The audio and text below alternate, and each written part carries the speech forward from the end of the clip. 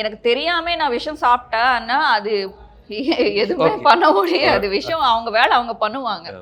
அதுக்காக அது நான் தெரிஞ்சு பண்ணியாச்சோ தெரியாம பண்ணியாச்சோ ஒரு எமோஷனுக்குள்ள ரொம்ப எமோஷன் ஹை ஆகும்போது நான் பண்ணியாச்சோ தெரியல. அது நான் பண்ணியாச்சு. அதுக்கப்புறமா வந்து என் லைஃப் வந்து ரொம்ப ரொம்ப கேவலம் ஆயிடுச்சு.